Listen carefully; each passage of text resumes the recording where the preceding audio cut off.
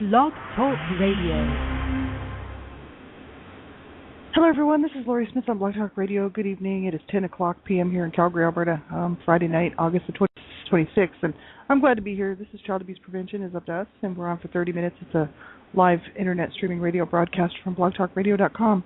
And I appreciate everybody who's been tuning into my shows. You know, I do a lot of shows, and I've done over 800 shows, I think, now, right around 800 shows, and that's a lot of shows. And I appreciate people taking the time to listen because, you know, everybody's time is precious, and I realize that. And you know, just for people to be tuning in to hear what I have to say about child abuse and my own story. And, you know, I appreciate you taking the time to really be on this journey with me. I started doing Blog Talk Radio in November 2009, and I didn't have any idea how long I'd be doing it or you know, whether or not people would be listening. And so I really appreciate you all tuning in.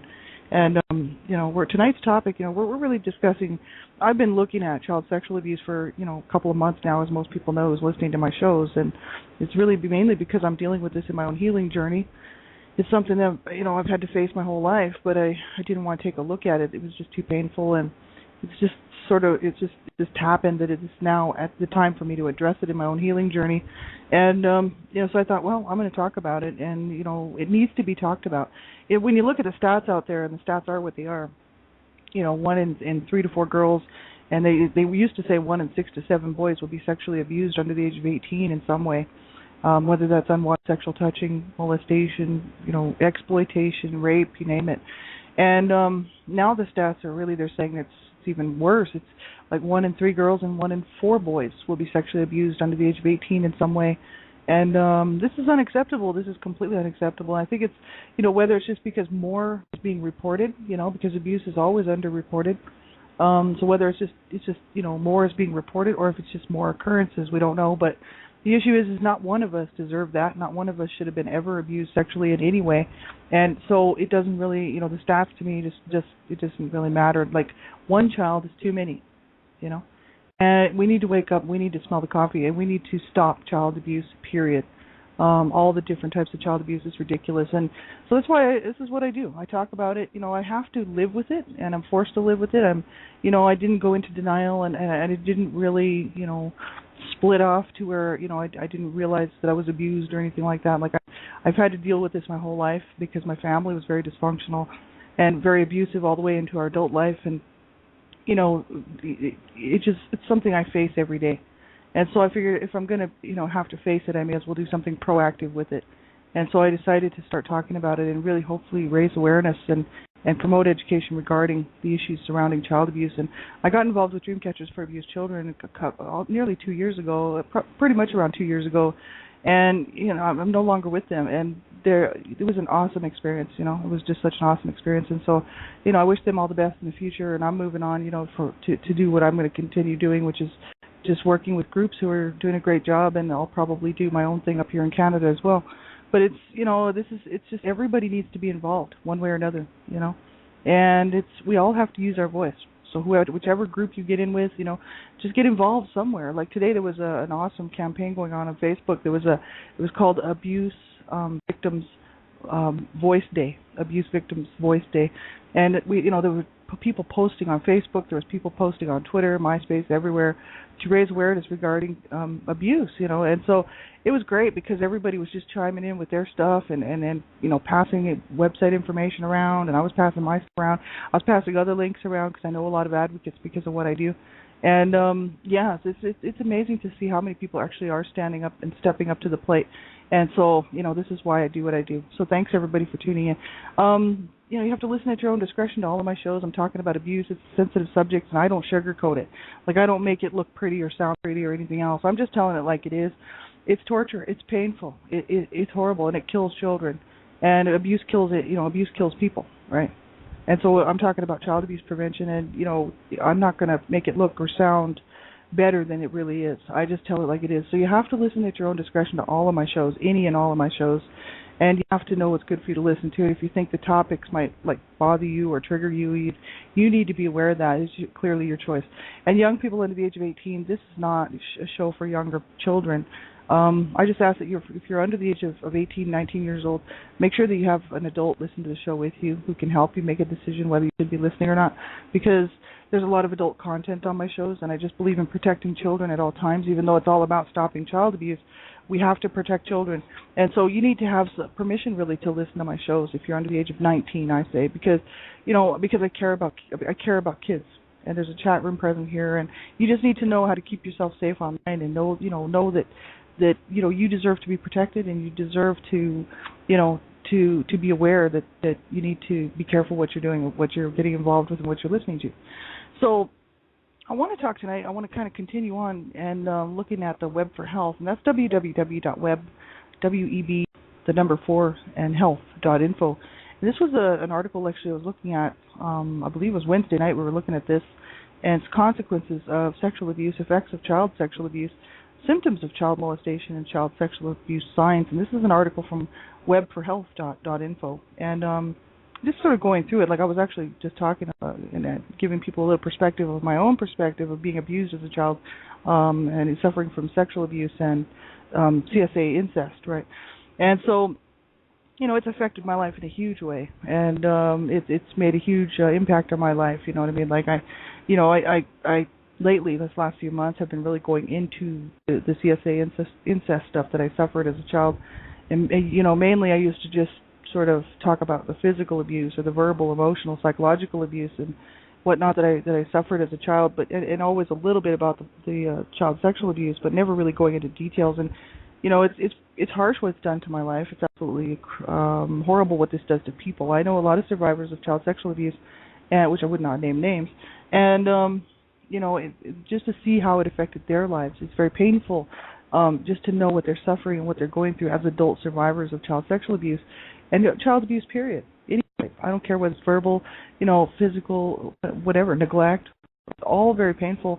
We all share that tragic, reality of our pain from childhood. And so that's why I do what I do. I want to be one more voice speaking out about this stuff, and just with everybody else, with all the other people that are speaking out about it. And that's why I decided to join in. And I thought, hey, I just want to join them and get, just push it out there more and more, because, we need to raise awareness regarding these issues. And most of the public sector doesn't want to hear it. You can't blame them. You know what I mean? I mean, nobody wants to hear about me being sexually abused and sexually and raped and molested and sodomized. You know what I mean? Like, nobody wants to hear that, except for I didn't want to have to go through that. You know what I mean? And, we need to change this so that people will protect their own children, first of all, to make sure that their own children are not victimized, and by someone in the home, whether it's somebody in their own home or somebody outside the home. And if parents would get the information and so many times it is the parents that are doing it. In my case, it wasn't. Like, my parents were my abusers as far as the child physical and abuse and the verbal, emotional, psychological stuff went, and neglect. But my brother was the one who actually sexually abused me, and that's the incest. But the thing is you got to watch. If you're a parent, you care about your children. You got to know this sort of thing can happen. And if we don't talk about it, it just gets shoved under the carpet again and again and again. And then, nobody wants to hear about it, so we don't educate our young people, and we don't teach people how to what to be aware of, that these situations do happen, whether we want to admit it or not. There's so many people out here who I knew growing up, so many people, so many kids that were my age or a little bit younger, a little bit older, who had been suffering from child sexual abuse in their home. So whether it was like a grandparent or their own parents, or, one sibling incest, which I knew someone who was actually going through that at the same time I was, which is bizarre, but it's just true. And another friend of mine was raped by her father, and, it's just horrible stuff. And, these were my friends. And it just tells you in my world how many people I knew growing up as a young person, growing up with these people preteen and then teenagers and then into high school. I knew so many people who were abused sexually, and other kids who were abused in other ways. So I really don't, I don't care really what the public has to say about that whole thing of, it's not that big of a deal or whatever. My whole life was surrounded by abuse. You know what I mean? And it's unfortunate that so many people have had to suffer this stuff and then have society shove it back in their face and say, we don't care. It's like, well, you need to care, because no one deserves to be treated like this. You know what I mean? Like, it's absolutely horrific. So they talk about, like on this Web for Health, they talk about the actual impacts, that child sexual abuse can have, or sexual abuse, and they're talking about the psychological problems, and that's what we were going over on Wednesday night, just looking at the psychological issues that come about because of child sexual abuse. That could be anything, like maybe some people wouldn't experience all of these things, but some of us will experience some of them, or maybe not, right? We're all different. We've all been through different things, but things such as like fears, panic attacks, sleeping problems, nightmares, flashbacks, irritability, things like this, outbursts of anger, sudden reactions when being touched, things like this, little confidence, self-respect, respect for one's own body may change, behavior that harms the body, addiction to alcohol and other substances, substance abuse and whatnot, or just staying so busy, right, just being excessively busy with work or sports, depression, self-destruction, prostitution, any number of things. There's social issues, social problems, having little confidence in other people, fear of loss of control in relationships, and then there's all these issues with sexual problems, which I was talking about Wednesday night. It just affects people's lives in so many different ways. I know so many people who are survivors of CSA incest, and we don't all share the same problems, or the same issues because of the abuse, but some of us have some of the similar things, And there's also physical complaints. There's things like abdominal pain, pain while making love, right? Menstrual pain, intestinal complaints, stomach ache, nausea, headache, back pain, these types of things, painful shoulders. In short, all kinds of chronic pain may occur, and this pain is often inexplicable. And that's the same as, child physical abuse. Anybody who's been abused physically as a child, some people may not have issues later on in life, but I know I do. And it's like, I've had pain all my life, and I've had to deal with it, and I know where it comes from. You know what I mean? That's the problem. Like, I've had car accidents too, and I know, where that pain comes from, and that pain doesn't really bother me as much as the pain from the abuse that I suffered, because I know where that came from, and that was a lot of psychological damage there too. So it's like, it's hard. It's very, very hard, and so many people do suffer from a lot of pain because of the abuse, whatever type of abuse, or even neglect. And so many times being abused, it will manifest. The problems will manifest in the body. So whether it's anxiety, things like this, depression can actually affect the body. Make a person really sick, physically sick, as well as being, having these mental issues or sort of psychological or psychosomatic issues. And it's hard.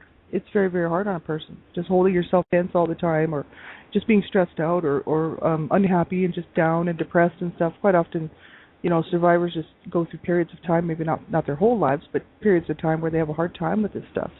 And it's hard. It's hard on people. Eating orders can occur, They said it's not always the case, right? But it can happen, right?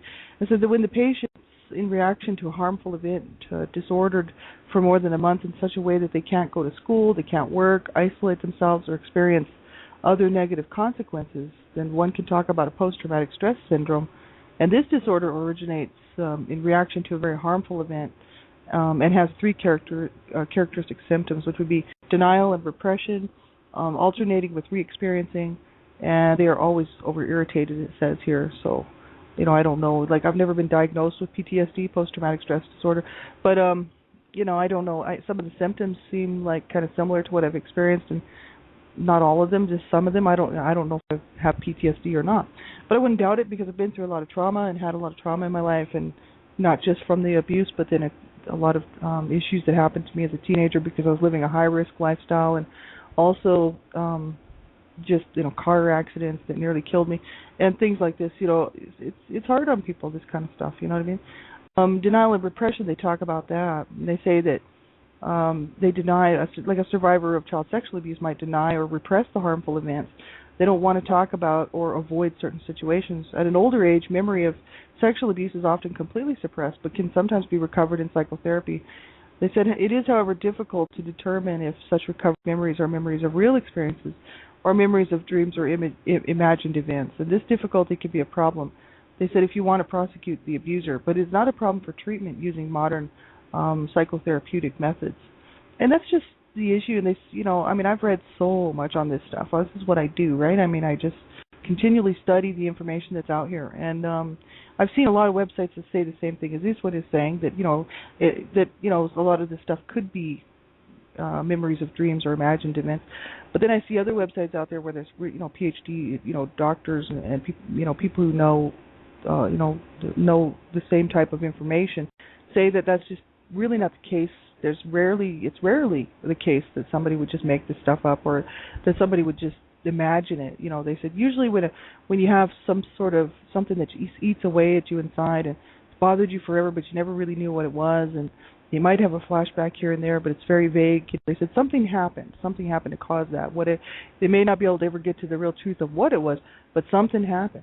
So they said, don't be thinking that you're crazy because you think these things, and so many times people will do that. I have very clear cognitive memories of what happened to me as a child, but the thing is I just put it away for a long time. So I sort of just split. Like, it's not that I couldn't remember, because I knew I was bound and gagged and a whole bunch of other stuff, which I do talk about, but I won't go into tonight. But I knew what had happened. The issues is I didn't want to deal with it, and so I just sort of put it away, tucked it away nice and neatly. Put a little blanket over it, and just kept on going because I was being abused in every other way, and I really was trying to survive in the home. And that just didn't fit in with the other abuse. I was like, okay, I got to still try to stay alive. My mother's trying to kill me, and so is my dad, and for real. And so I thought, I can't concentrate. I can't even deal with this sexual abuse that I just suffered. There was no way for me to get help. Nobody was going to help me. My mother didn't help me, but my mother was my main abuser. So there you go. But I think that's why I did that. I just sort of split because I really couldn't deal with it, and that's what happens to so many people. And I thought it was going to take me a lot longer to get a hold of the whole full kind of memories of what happened to me, and actually it wasn't hard at all. I actually started to remember and piece it all back together probably about 2 months ago, and it wasn't that hard to actually get in touch with it. And if you're going to do that, make sure that you have some help. Like, I'm not really on my own. I am in some ways. Like, as far as I'm not seeing a therapist or counselor. But I do have a friend who's working with me right now. She works with survivors, and she's really, she's there for me every day, you know what I mean? But she lives in Australia, way far away from me. But the thing is, she's there for me, and she's making sure I'm all right. But I'm used to dealing with stuff on my own because I've never had any support. And so it may be different for people who are used to having somebody there in the room to help them, hug them, to hold them, or to talk to, right? But I've never had anybody to do that for me. So I'm okay doing it on my own. Is it lonely and hard? Absolutely. But I know that I can do it because I've done it my whole life. So I just, I would never suggest somebody to, I would never make a suggestion for people to do that. If you're going to do this type of work and try to, bring back these memories because you want to, for whatever reason, deal with them or look at them and then get rid of them or prosecute or whatever you're going to do, make sure you reach out and get some help. You know what I mean? Like, I'm not really on my own because I do have people that do check in with me. Not just that one person. I have a lot of friends who are really daily wanting to make sure that I'm okay, and that's more than I've ever had in my entire lifetime. I also have a sweetheart, but he's terminally ill, and so he literally gets sick when he thinks about the abuse that I've suffered, because he knows, he's seen the scars, he knows the aftermath. It makes him ill. He's terminally ill, and so when he gets upset, it throws his body into a downward spiral because he's dying, right?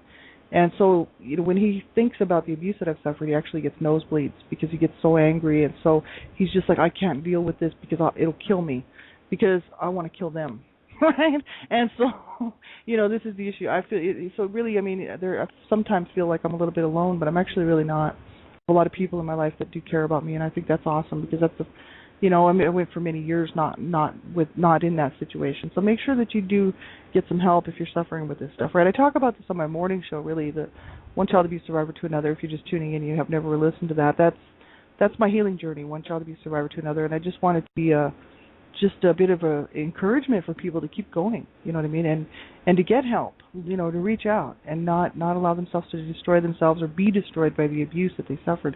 So I do talk a whole lot about, that's what I'm doing in the morning, really, on my morning show. But it's hard. It's very, very hard, and we know the issues, you know what I mean, and how hard it really is.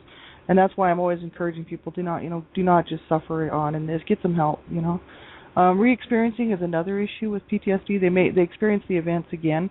Unintentionally, they are confronted with memories of the abuse. For example, through nightmares, sudden memories, or unexplainable physical problems. And re-experiencing is something I do all the time. And I guess it's just because ingrained in my brain, the abuse that I suffered as a child. I know that so many people go through this, and like for instance, I haven't had a nightmare for a long time about the abuse that I suffered, and just today I was actually having a nap because I'm off work right now. I'm in between contracts, and I've been off for 2 months. I'm still looking for work, and I've been working contract work for quite a few years now, and so I'm just waiting for my next job, sort of thing, and so I'm off. I have lots of time on my hands, and I was taking a nap there today, and I dreamed about some of the abuse that I suffered as a child, and I could really feel it. I could feel my head being bashed in. I could feel the kicks to my back. I could feel the pain involved. The kicks to my legs, the kicks to my back, and how painful it really was. And I was actually dreaming this, and I woke up and I was really just kind of crying. You know what I mean? And I think that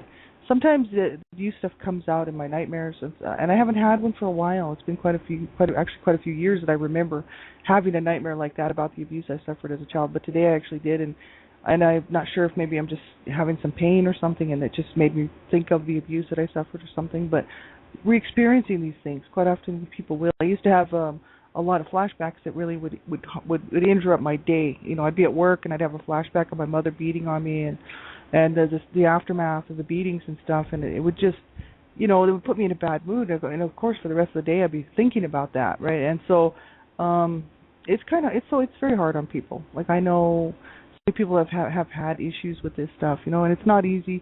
And as I go along on my healing journey, I've been on my healing journey for over 4 years now. It is getting better. It's getting a lot better, and I'm happy.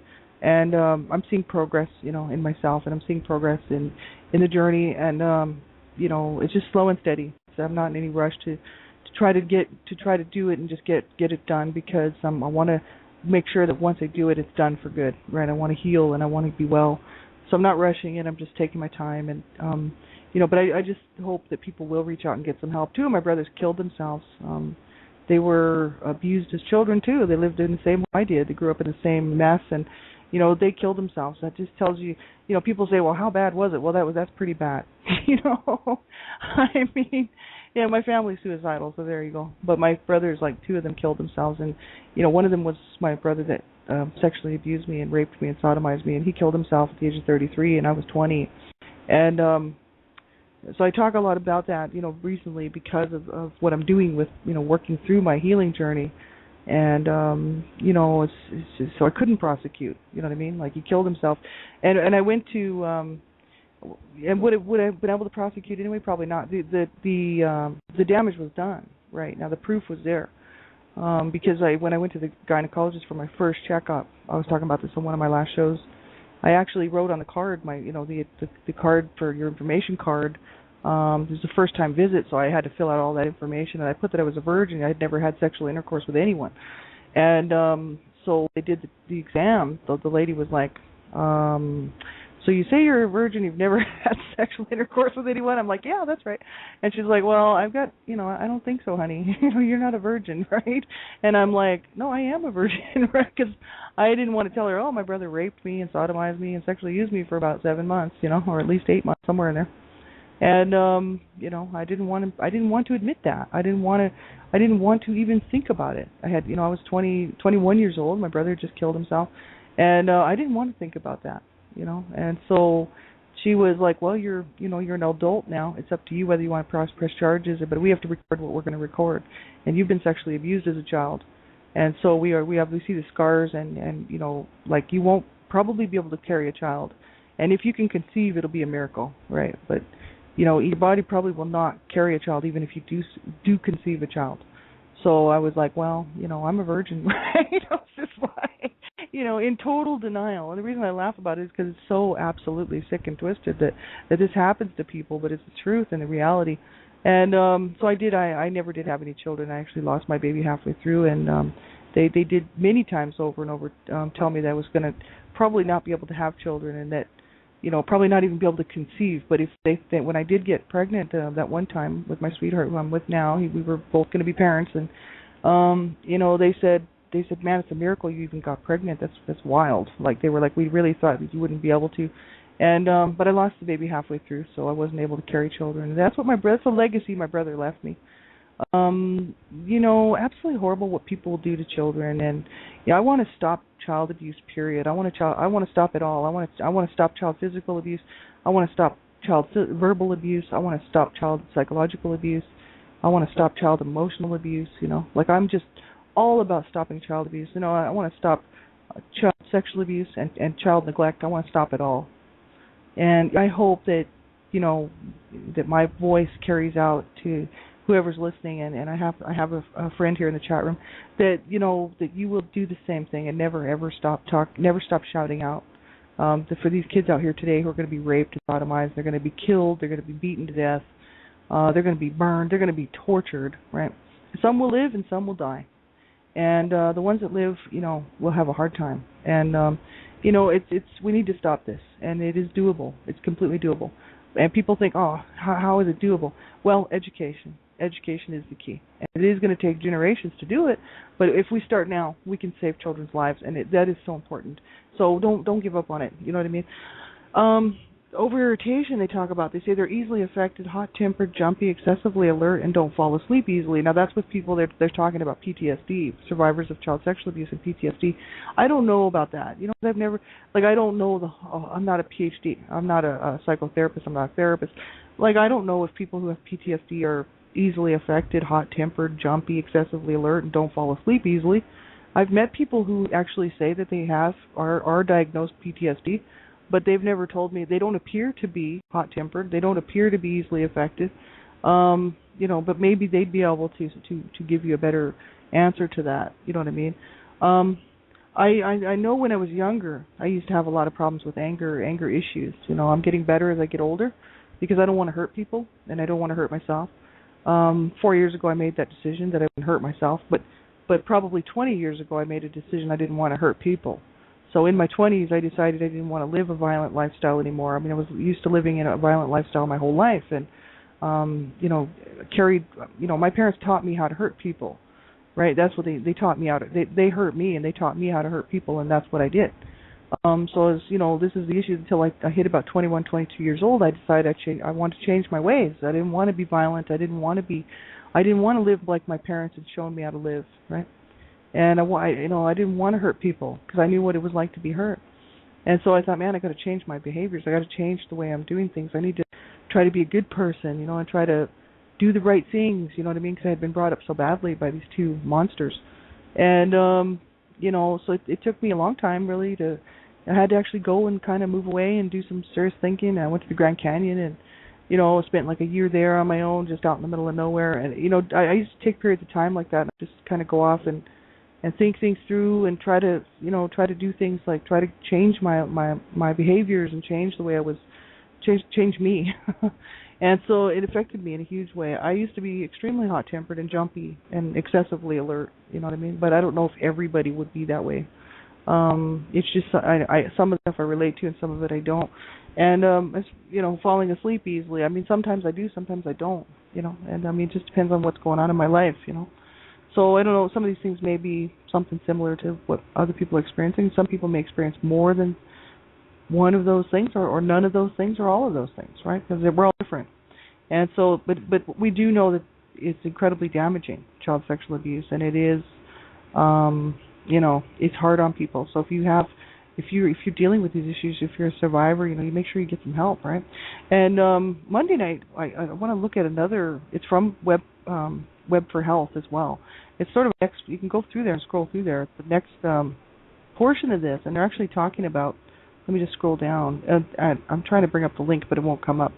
But instead, it's the treatment of PTSD, child abuse recovery, coping with sexual abuse, and that's another portion of this information from Web for Health. So that's what I'm going to look at Monday night. But I'll be back on Monday morning with my show, One Child Abuse Survivor to Another, for anybody who wants to tune into that. And also on the weekend with my shows on the weekend. So I'll be around if you need some information that I might have regarding, adult survivor issues or just anything. If I can help you find resources or information, let me know.